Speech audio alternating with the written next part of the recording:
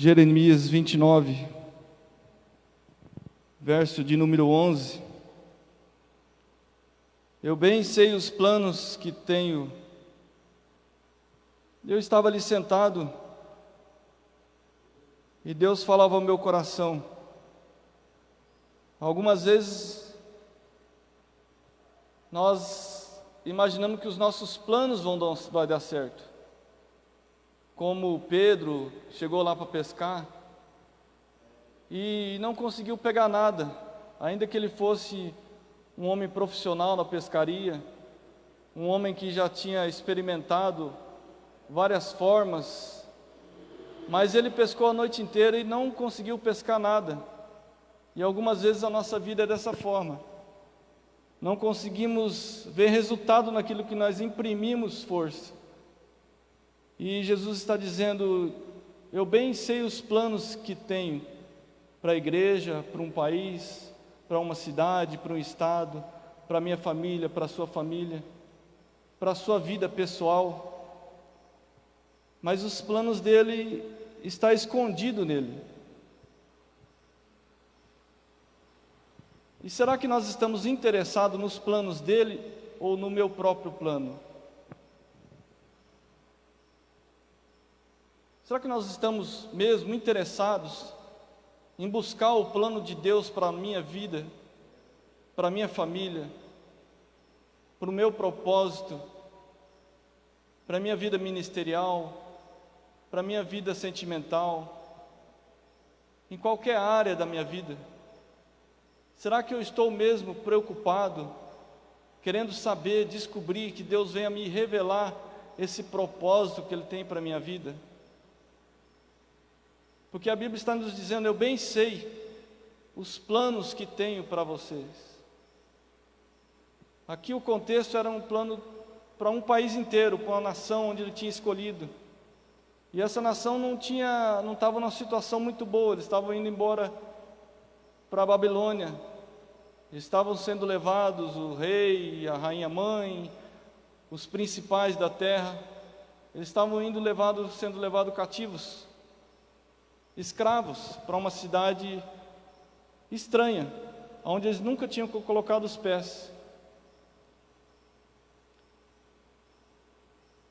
E é interessante que Deus pega e diz: eu bem sei os planos que tenho para vocês. E a situação deles estava caótica, escravidão, dificuldade tremenda. E Deus pega e fala: eu tenho prosperidade e paz para vocês. Ainda que vocês pecaram, ainda que vocês se esqueceram de mim, ainda que vocês foram se prostrar para deuses estranhos, ainda que vocês pecaram contra a minha santidade, eu tenho plano para vocês. Mas o plano de vocês está escondido em mim, para que vocês venham buscar a mim de todo o coração e entender e compreender qual é o verdadeiro propósito da vida de vocês. Qual é o plano que eu tenho para a vida de vocês? A primeira atitude que Deus desejava para enfrentar o desafio daquele momento era que eles rejeitassem as palavras e os sonhos daqueles profetas. A Bíblia nos diz em capítulo 29, verso número 8: eu, o Senhor Todo-Poderoso, Deus de Israel, os estou avisando para que não se deixe enganar pelos profetas que vivem no meio de vocês, nem por aqueles que dizem que podem adivinhar o futuro. Não deem atenção aos sonhos deles. Eles dizem mentiras em meu nome. Eu não os enviei. Eu, o Senhor, estou falando. Porque os sonhos desses falsos profetas que geraram desespero que o povo estava vivendo, e continuaria a gerar a desesperança se o povo continuasse a ouvir o que eles desejavam ouvir. A Bíblia nos diz, em uma das cartas, dizendo que o povo começava a amontoar doutores para si, para que eles viessem a ouvir aquilo que eles queriam ouvir. Hoje não é diferente. Eu estava ali sentado, falando graças a Deus. que nós temos o privilégio de estarmos em uma casa, uma igreja, onde a palavra é dita de uma forma correta, um evangelho correto, simples, porém aquele que nós colocamos a cruz nas nossas costas e seguimos a Jesus de uma forma correta.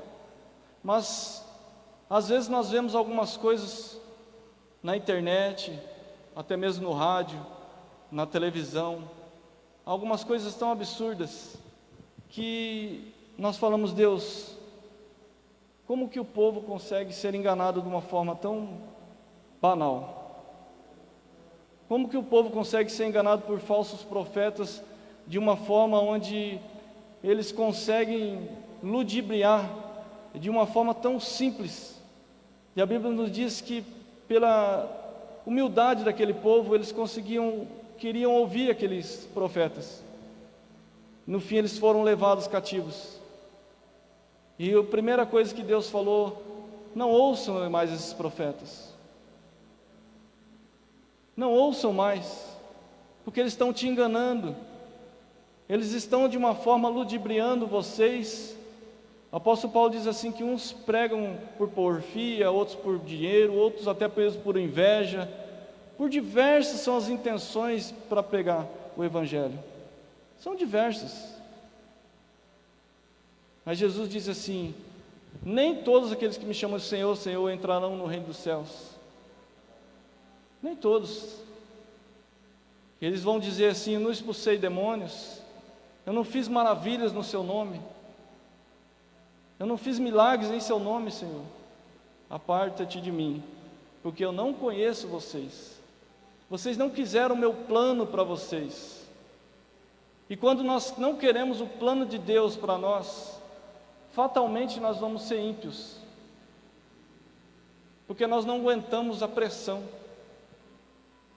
Nós não aguentamos a pressão que vem para que nós venhamos a ser corretos. A Bíblia nos diz claramente que para que nós venhamos a ser testemunhas, nós devemos ter o poder do Espírito Santo. E ainda assim, algumas vezes nós... Agora você imagine quem não tem o Espírito Santo, quem rejeita a vontade de Deus para a vida dele. Ele somente tem o Espírito Santo, mas nunca foi guiado pelo Espírito Santo. A Bíblia nos diz assim, que se é filho de Deus, aquele que é guiado pelo Espírito Santo. Não é quem tem o Espírito Santo. Aquele que é guiado pelo Espírito Santo, aquele que está na vontade de Deus. Fatalmente, nós vamos se tornar ímpios, sem fazermos a vontade de Deus. Ele está sempre nos trazendo de volta para o caminhar, para a linha onde Ele colocou o propósito nosso. Mas que nós devemos se submeter na sua mão e dizer: eu aceito o seu propósito, Senhor. Eu aceito o seu propósito. Mas algumas vezes, alguns homens, eles rejeitam a vontade de Deus. Eles rejeitam o querer de Deus. E fatalmente, eles já vão chegar pecando onde eles estão pensando em ir. Abraão, quando saiu de Canaã para ir até o Egito, a um primeiro momento ele já chegou pecando, porque ele saiu do propósito de Deus. Ele já chegou dizendo: essa aí não é minha mulher, essa é minha irmã. Porque ele não aguenta, não suporta. E Deus tem que trabalhar lá naquele coração, naquela vida, naquela alma, e trazer de volta para o propósito de Deus, aonde Deus falou para ele ficar. Onde que nós devemos mais se preocupar? Qual é o caminho que nós estamos traçando? Qual o caminho que eu estou traçando? E algumas vezes o inimigo tenta pressionar a gente de uma certa forma tão grande, a pressão é tão grande para nos expulsar do propósito de Deus, que às vezes nós saímos. Mas Deus, na sua misericórdia, Ele nos traz de volta e faz com que nós venhamos a entender qual é o propósito. Nós temos que nos preocupar com isso. Temos que pedir a Deus: Deus, me dá uma direção. Me dá uma direção, porque eu estou confuso. Me dá uma direção, porque às vezes eu estou duvidando, Senhor. E o homem que duvida é jogado como o vento joga o mar para lá e para cá e não recebe nada da parte de Deus. Ele não recebe nada. Mas aquele que é convicto, Deus pega e concede naquilo que Deus tem o propósito para a sua vida. Mas nós não devemos titubear em dois pensamentos.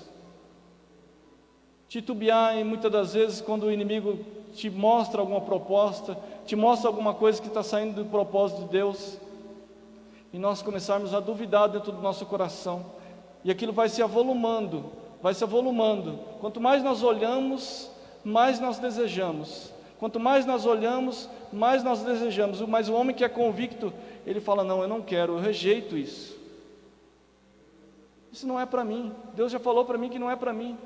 Não adianta, que eu não quero. Mas aquele que duvida, ele é jogado para lá e para cá, para lá e para cá, para lá e para cá. E algumas vezes nós saímos da presença de Deus achando que nós estamos fazendo a vontade de Deus. Esses homens tinham convicção de que eles estavam fazendo a vontade de Deus. Até o último minuto eles entraram dentro do templo. Nabucodonosor pegou e queimou o templo, e eles não saíram de dentro, porque eles achavam que porque eles estavam dentro do templo e Deus estava lá, eles nunca conseguiam entrar dentro do templo, porque Deus estava lá. Mas Ezequiel já dizia que o Espírito de Deus já tinha retirado de dentro do templo. Por isso que o inimigo conseguiu. Uma das coisas que nós mais devemos querer é a presença de Deus. Certa vez, Moisés queria... Deus falou para Moisés: olha, Moisés, você vai com um anjo, porque eu não suporto mais esse povo é rebelde. E Moisés disse: o Senhor me conhece, o Senhor fala que me conhece, o Senhor fala que eu sou servo seu, eu não arredo o pé daqui sem a tua presença. Eu não quero somente as bênçãos de Deus, eu quero o Deus da bênção. Eu não quero somente aquele que pode me galardoar, me dar as promessas, fazer com que eu venha a ser próspero, fazer com que eu tenha paz. Eu quero Ele na minha vida. Eu quero Ele no meu coração, eu quero Ele dentro da minha mente, eu quero Ele dentro do meu coração, da minha alma. É isso que nós devemos querer. O Espírito Santo de Deus, para que nós não venhamos a sair da Tua presença. Porque fatalmente, se Moisés tivesse saído com um anjo poderoso, com o tempo ele mesmo ia se esquecer, porque todo dia ele ia lá, entrava dentro da sua tenda e falava com Deus. Todo dia Deus descia e aquele povo todo via Deus descendo. A presença de Deus estava com eles. O que é um anjo? Ministradores a favor daqueles que hão de herdar a salvação. Mas a presença de Deus é que nós devemos desejar. A presença de Deus é que nós devemos querer. A presença de Deus é que vai fazer com que nós venhamos a ser vitoriosos na caminhada. A presença de Deus que vai fazer com que nós venhamos a estar não somente dentro da bênção, mas que nós não venhamos mais perder a bênção. Porque todo instante nós vamos ser provados, a todo instante. A Bíblia nos diz em 2 Pedro capítulo 2: no passado surgiram falsos profetas no meio do povo, como também surgirão entre vocês falsos mestres. Esses introduzirão secretamente heresias destruidoras, chegando a negar o soberano que os resgatou, trazendo sobre si mesmo repentina destruição. Muitos seguirão os seus caminhos, vergonhosos desses homens, e por causa deles será difamado o caminho da verdade. Em sua cabeça tais mestres os explorarão com histórias que inventaram. Há muito tempo a sua condenação paira sobre eles, e a sua destruição não tarda. Olha que interessante. Ele diz que a sua cobiça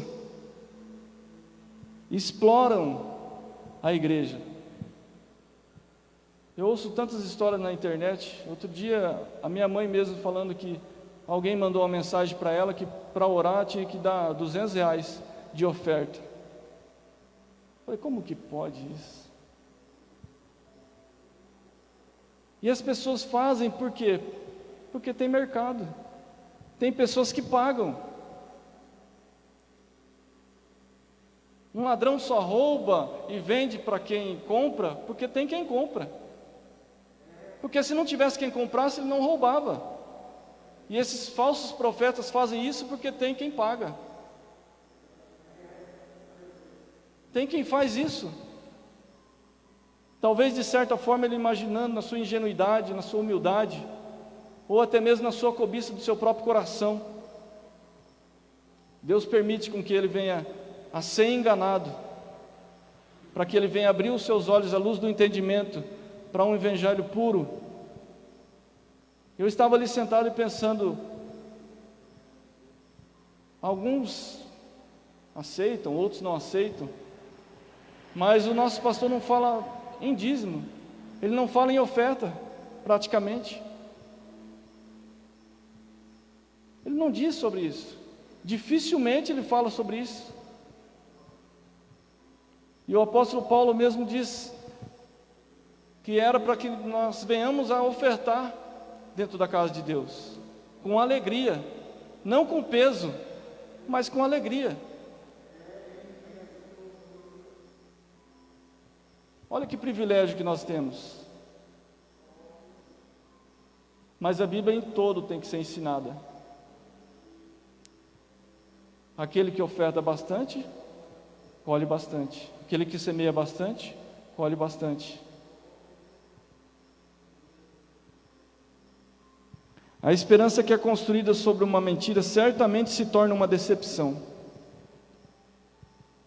Certamente aquele povo se decepcionou. Deus queria que eles ouvissem sim o que Deus tinha para falar, e não o que os falsos profetas tinham para dizer. Jeremias estava a todo instante falando com aquele povo, mas jogaram ele em cisterna, bateram nele, bateram em seu rosto. Profetas diziam que ele era um falso profeta. A todo instante aquele homem estava fazendo com que aquele povo viesse a abrir os olhos. E até algum momento ele disse assim: eu não vou mais pregar, que parece até que o Senhor me enganou. 40 anos pregando, e esse povo não se converte, não entende, não compreende, zomba, achincalha meu nome. A vida de um profeta não é fácil. A vida de um profeta não é fácil. Porque muitas das vezes, se você falar dentro do seu trabalho, você vai ser perseguido. Algumas vezes, se você falar dentro da sua casa, você vai começar a ser perseguido. Algumas vezes, se você falar na rua, você vai ser perseguido. E Deus parece que enche o seu coração. Fala de novo. Fala de novo. Enche o seu coração de novo. Você fala assim: não, eu não vou falar, que não Jeremias falou. Eu não vou falar mais. E Deus ferve o seu coração e fala: o Senhor é mais forte que eu. A sua palavra queima dentro do meu coração e eu preciso falar. Eu tenho que falar. E algumas vezes nós falamos, mas nós somos achincalhados. Nós falamos, nós somos zombados. Nós falamos e parece que nada acontece para aqueles homens. Nada acontece para aquelas mulheres.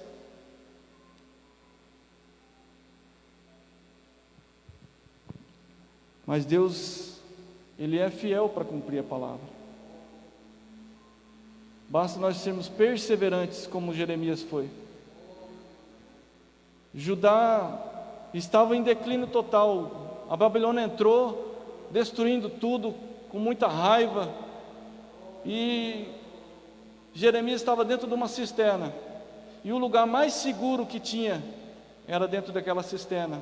A todo instante Deus estava o guardando. A todo instante Deus estava guardando com a sua mão potente. Assim como lá em Jeremias capítulo 1, Ele prometeu guardar a vida dele, Ele guardou do começo ao fim. Ainda que ele teve perseguição, ainda que ele teve achincalhamento, ainda que ele teve espinhos, ainda que ele teve várias coisas na sua vida, Mas ele continuou, ele perseverou. Ele não fez como alguns que voltam para trás. Larga o arado e olha para trás. E a Bíblia nos diz que aquele que faz isso não é digno do Senhor. Algumas vezes nós imaginamos até parar. Algumas vezes nós até pensamos em parar. De tanta perseguição, de tanta pedrada, de tanta zombação, de tanto achincalhamento, de tanto que parece que a promessa não vem, de tanto que parece que as coisas são pressionadas, de tanta luta espiritual, de dia, de noite, de tanto deserto. Mas Deus está sempre cuidando de mim e de você. Deus está sempre cuidando da sua família. Deus está sempre cuidando da sua pessoa. E Deus fala: não para. Não para porque você não está vendo, mas tem uma nuvem cuidando de você durante o dia. E à noite a nuvem se transforma num fogo para cuidar de você à noite. Imagina aquele povo olhando com a nuvem durante o dia. E chega às 6, 7 horas da noite, a nuvem começa a pegar fogo. Aí eles falavam: Deus cuidou de nós durante o dia todo, agora vai cuidar de nós durante a noite toda, acalentando ao nosso corpo. Mas algumas vezes nós pensamos em parar. Algumas vezes nós pensamos em desistir da caminhada.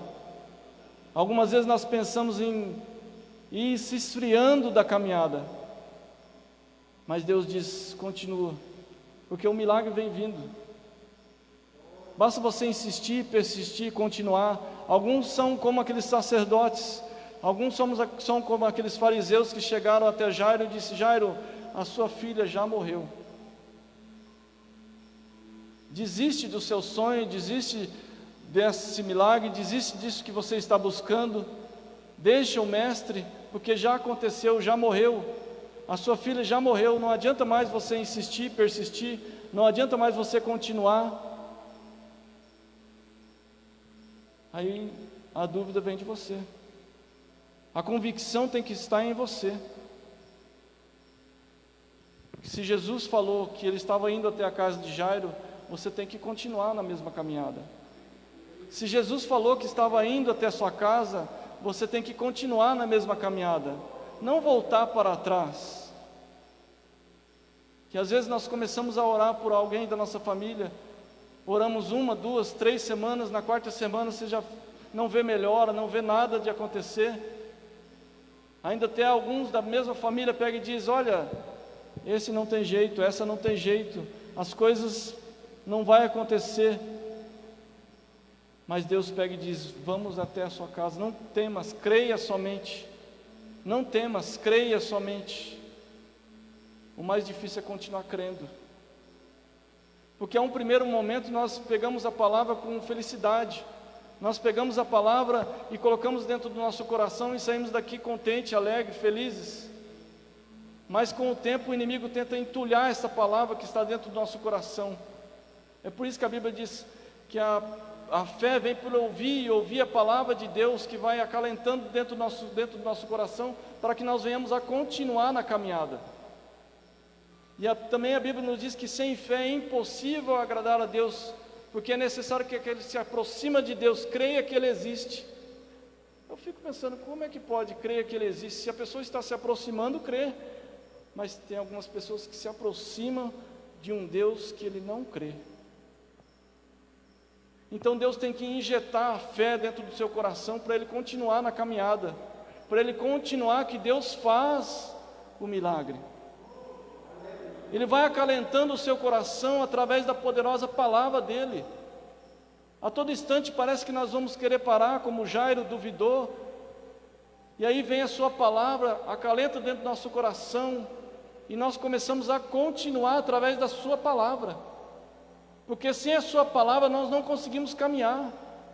Sem a sua palavra nós não temos combustível, nós não imprimimos força para que nós cheguemos até o milagre. Nós temos que ter Jesus, temos que ter a palavra, temos que meditar na palavra, temos que comer da palavra. de dia, de noite, para que nós venhamos a caminhar segundo a vontade de Deus para a minha vida e para a sua. Temos que nos alimentar da poderosa palavra, mas de uma forma onde nós vamos alimentar a nossa fé, de alguma forma onde nós vamos ser como um combustível para mim e para você, para que nós venhamos a continuar nessa caminhada, porque a caminhada é árdua, difícil. Se nós entendemos que Deus tem um futuro, uma esperança melhor, para nós ir buscarmos a Deus com nossas forças, nós devemos buscar a Deus com todas as nossas forças, todo o nosso entendimento, toda a nossa alma e todo o nosso coração. Assim, se vocês querem ter um futuro, uma esperança, vocês precisam ser aqueles que em meu nome ministram uma paz aos seus inimigos e aos seus amigos. Olha que interessante.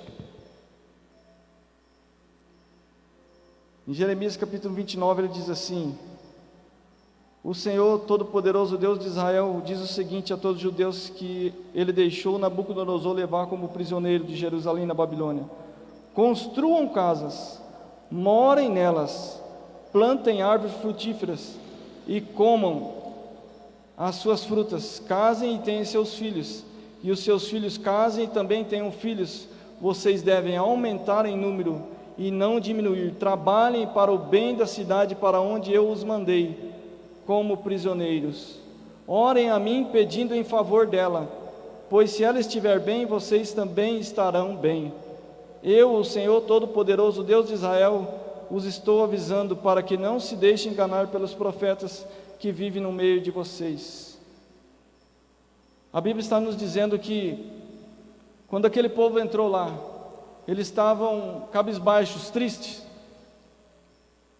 e eles não sabiam o que fazer. E Deus pega e diz assim: olha, vocês não sabem o que fazer, mas eu tenho plano para vocês. Construam suas casas, plantem, comam dos seus frutos, trabalhem pela paz da cidade onde vocês estão. Nós devemos colocar a paz aonde nós estamos. Nós devemos trabalhar pela esperança daqueles que estão ao nosso redor. Nós devemos trabalhar pelo nosso amigo e pelo nosso inimigo. Agora, já pensou aquele povo dentro da Babilônia, com raiva, porque eles foram levados escravos, e Deus pega e diz: orem pela paz desse povo. Orem, busquem pela paz dessa cidade que levaram vocês como escravos.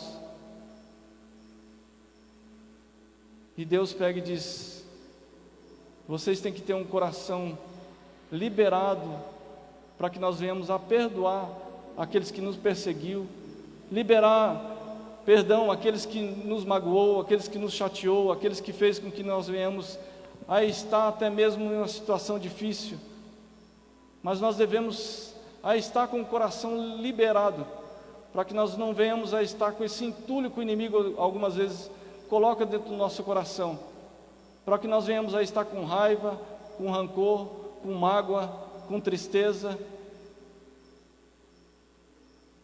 Esse é algo muito difícil nós liberarmos. É algo muito difícil para que nós venhamos a liberar quando nós sabemos que alguém nos magoou, nos chateou, e que muitas das vezes nós estamos numa situação difícil por causa de tal pessoa. E mesmo assim nós devemos ter um coração onde nós oramos pelos amigos e pelos inimigos. Por aqueles que nos deixou chateado, por aqueles que nos perseguiu, por aqueles que fez com que nós venhamos a estar em uma situação muito complicada dentro do coração, dentro da mente. Se nós entendemos que Deus é Deus na nossa vida, se Ele nos perdoou, se Ele nos amou primeiro, nós devemos perdoar assim como Ele nos perdoou.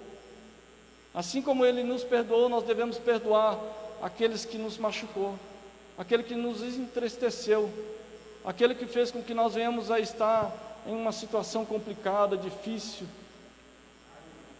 Somente Deus para trabalhar no coração do homem para ter isso. Somente o Espírito Santo de Deus acalentando o coração do homem, para que nós venhamos a orar buscando com que o nosso inimigo venha ter paz, buscando com que o nosso inimigo venha ter prosperidade. E a Bíblia nos diz assim que assim que nosso inimigo tenha a paz, nós vamos ter paz também, automaticamente. Automaticamente é liberado isso dentro do nosso coração. Isso que estava forçando com que nós venhamos a ter raiva, rancor, mágoa, tristeza, pensando naquilo que passou, pensando naquilo que fez com que nós venhamos a atrapalhar na nossa caminhada. Nós devemos liberar, para que nós venhamos a ter prosperidade, para que nós venhamos a ter paz. A Bíblia nos diz em Romanos que nós devemos se gloriar não somente na tribulação, mas se gloriar também nas perseguições, porque assim nós vamos ter paz com Deus. Quando nós somos justificados por Deus, nós vamos ter paz, não somente com aquele que é nosso inimigo, mas paz com Deus. Porque algumas vezes a nossa paz é roubada, quando o nosso coração está cheio de mágoa, de rancor, de raiva, de pensamentos do passado, de coisas que aconteceu. Nós devemos liberar para que nós venhamos a ter a paz, não somente com o nosso próximo, amigo, inimigo, mas também com Deus. Porque a paz que excede todo entendimento, o mundo não conhece, mas você conhece. Talvez um dia você teve essa paz, talvez essa paz foi roubada de você pela situação, pelas coisas que aconteceu, mas Deus pegou e nos justificou para que nós venhamos a ter paz, não somente com o nosso inimigo, mas também com Deus. Essa paz que faz com que nós venhamos a deitar na nossa cama e dizer: Deus, obrigado por mais esse dia, abençoa mais esta noite, que eu venha acordar com paz no meu coração. Essa é a paz que o mundo não conhece, é além do nosso entendimento, mas ainda que nós venhamos a conhecer, porque quando ela habita dentro do nosso coração, nós amanhecemos alegres, contentes, felizes. Quando nós conhecemos essa paz, nós nos levantamos já orando, buscando a Deus, agradecendo. Porque quando nós não temos paz, muitas das vezes nós levantamos e nem agradecemos a Deus, porque nós não temos paz com Ele. Porque nós não conseguimos ter a paz que excede todo entendimento. E talvez nós demoramos 10, 15 minutos, e aí falamos: não, agora nós vamos orar. Mas já se passou 10, 15 minutos, e você decidiu orar, mas é porque nós não temos a paz que excede todo entendimento. Que Deus venha a nos dar essa paz, que nós venhamos a aprender a liberar esse perdão, que nós venhamos a entender e compreender esse perdão, que Deus perdoou a nós, nós devemos perdoar também o nosso amigo, inimigo, parente, colega, seja lá o que for, para que nós venhamos a ter uma paz que excede todo entendimento, para que nós venhamos a ter essa paz, para que nós venhamos a ter a comunhão com Deus, porque isso rouba a nossa comunhão com Deus. Isso faz com que nós venhamos a ter uma parede até Deus. É uma barreira onde nós não conseguimos ter um acesso com a visão mais clara de Deus. Talvez nós oramos, mas não oramos nesse sentido. Nós não oramos nessa vontade. Nós não oramos naquilo que Deus já tem falado ao meu coração e ao seu coração algumas vezes. E às vezes Deus tem que tocar na ferida, para que você venha começar a orar nesse sentido. Às vezes Deus tem que mostrar para mim e para você, para que nós venhamos a liberar. Às vezes nós falamos para o próximo, para aquele que está ao nosso redor, dizendo: não, eu já liberei o perdão, mas Deus não viu ainda esse perdão liberado. Deus ainda está vendo que está com o coração trancado por esse sentido. E nós precisamos dessa paz, para que nós venhamos a ter a paz que excede todo entendimento, para ter a presença de Deus manifesta. Moisés, como foi perseguido, como foi perseguido Moisés, mas ele sempre tinha a presença de Deus, porque ele entendeu quase que completamente a vontade de Deus, a boa, perfeita e agradável vontade de Deus. Ele renovou a sua mente para experimentar a boa, perfeita e agradável vontade de Deus. Ele tinha uma mente lá no Egito, mas quando ele chegou até o deserto, ele renovou a sua mente através do Espírito Santo, entendendo e compreendendo a vontade de Deus. Por isso que ele experimentou a boa, perfeita e agradável vontade de Deus. Que nós venhamos a estar a todo instante buscando a Deus, que nós venhamos a estar a todo instante buscando essa revelação de Deus, que nós venhamos a estar a todo instante buscando quais são os planos de Deus para a minha vida e para a sua vida, porque Deus não está interessado nos meus planos, Deus não está interessado nos seus planos, Deus não quer saber dos seus planos. Há muitos pensamentos que passam na mente do ser humano. Isso não é pecado você pensar, isso não é pecado você querer algo, é pecado você ultrapassar e não pedir a vontade de Deus. Mas o que vai prevalecer na minha vida e na sua vida é o propósito de Deus. O que vai prevalecer na minha vida e na sua vida é a vontade de Deus, que é boa, perfeita e agradável vontade. Mas nós, através disso, nós devemos renovar a minha mente e a sua mente, através do Espírito Santo. É uma cirurgia onde o Espírito Santo vai fazendo na minha mente e na sua mente. É só ver o que você era antes do Evangelho e ver agora, depois do Evangelho, o processo que você passou, aquilo que você veio passando, a sua mente como é que renovou, os seus pensamentos como é que renovou, a sua alma como é que renovou, as coisas como é que vem renovando dia a dia, o processo que você vem passando. Alguns bebiam, não bebem mais, alguns até se drogavam, não se drogam mais, alguns faziam várias coisas e não fazem mais, porque renovou a sua mente. Deus tomou conta do seu coração e da sua mente, renovando, para que você venha experimentar a boa, perfeita e agradável vontade de Deus. Mas nós devemos conhecer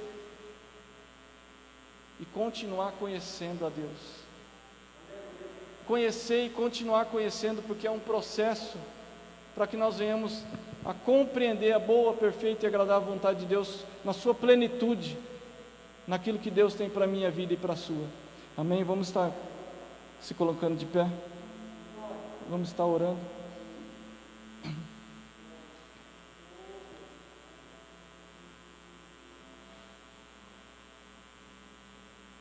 Senhor, meu Deus e meu Pai, Deus, em nome de Jesus nós te pedimos, Papai querido, a Tua palavra diz que através do Teu Filho amado Jesus Cristo, Senhor, nós temos paz com Deus, ó Senhor, Deus eterno e Deus todo-poderoso. Em nome de Jesus, que o Senhor venha, Papai querido, infiltrando, Papai, o Teu Espírito Santo, para que nós venhamos a renovar a nossa mente, liberando, Papai querido, toda e qualquer bagagem, Papai querido, que talvez o inimigo tenha jogado dentro do nosso coração, Senhor. Pai, em nome de Jesus nós te pedimos, Senhor da glória, coloca um capacete da salvação, coloca a couraça da justiça, a espada da lei, sobretudo o escudo da fé. Ah, meu Senhor, calça-nos, Papai querido, com o Evangelho da paz, para que nós possamos, Senhor, meu Deus, apagar os dados inflamados, as setas, ó Pai, para que nós venhamos a entender e compreender, Papai querido, que tudo vem do Senhor, meu Deus, tudo vem de Ti, Papai querido, tudo vem da Tua presença. Pai, nós somos totalmente dependentes, Papai querido, de Ti, Senhor. O mundo ultrapassa, Papai querido, por dias, ó Pai querido, terríveis, Papai. Nós não sabemos para que lado, Papai querido, é que nós vamos, Senhor. Ah, meu Deus, mas o Teu Espírito Santo, nós sabemos, ó Pai querido, que o Senhor tem um plano, Papai, perfeito para cada um que aqui está. Nós sabemos, Papai querido, que o Senhor, meu Deus e meu Pai, fala conosco até mesmo antes de uma tragédia, até mesmo antes de coisas ruins, ó Pai querido, para nos preparar. Então, Deus eterno e Deus Todo-Poderoso, prepara o teu povo, papai querido. Nós sabemos, papai querido, que o Senhor tem prosperidade, nós sabemos, papai querido, que o Senhor tem a paz, ó Pai querido, Deus eterno e Deus Todo-Poderoso. Nós sabemos também que essa prosperidade não é somente terrena, papai, mas nós sabemos que essa prosperidade é dentro do nosso coração, é uma prosperidade espiritual, é uma prosperidade onde nós sabemos, papai querido, remando, papai querido, até o outro lado do mar, papai querido, e sabendo, olhando, Senhor meu Deus, focado no teu Filho amado Jesus Cristo, autor e consumador da nossa fé. Deus eterno e Deus Todo-Poderoso, em nome de Jesus, papai querido, troca, meu Senhor da glória, a armadura que vem do céu, meu Deus, para cada um que aqui está, troca, papai querido, para que possamos enfrentar o dia a dia, Senhor. Deus eterno e Deus Todo-Poderoso, sabemos que nós somos levados, ó Pai querido, como ovelha ao matadouro todos os dias e o dia todo, Pai querido, mas nós sabemos também, papai querido, que o Senhor entra conosco dentro de uma fornalha quente, aquecida 7 vezes. Nós sabemos, papai querido, que ali, meu Senhor da glória, nós olhamos, Senhor, papai querido, para o Jesus Cristo, sabendo que ali mesmo o Senhor revela para nós, ó Pai, o Senhor não nos livra, papai querido, da fornalha, mas o Senhor nos livra lá dentro, Senhor. É ali dentro, papai querido, o Senhor começa a nos revelar, papai querido, a nos revelar a prosperidade, a nos revelar a paz, a nos revelar, papai querido, o teu mundo espiritual. E Deus eterno e Deus Todo-Poderoso, em nome de Jesus, ó Pai, em nome de Jesus, meu Senhor da glória, nós te pedimos, Senhor meu Deus, nós te pedimos, ó Pai, que nós venhamos a ter a fé, meu Deus e meu Pai, não abalada, porque aqueles que confiam em Ti, meu Senhor da glória, são como um monte de Sião,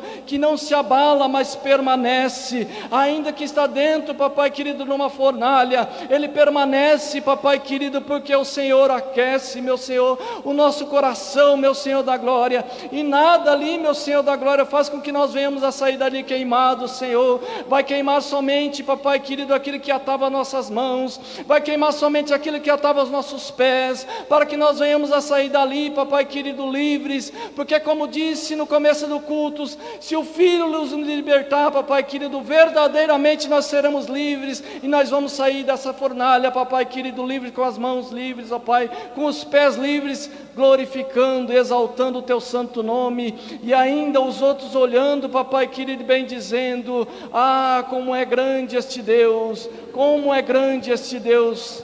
Glorificado, exaltado é o teu santo nome, em nome de Jesus, amém e amém. Senhor, as palmas louvam ao Senhor.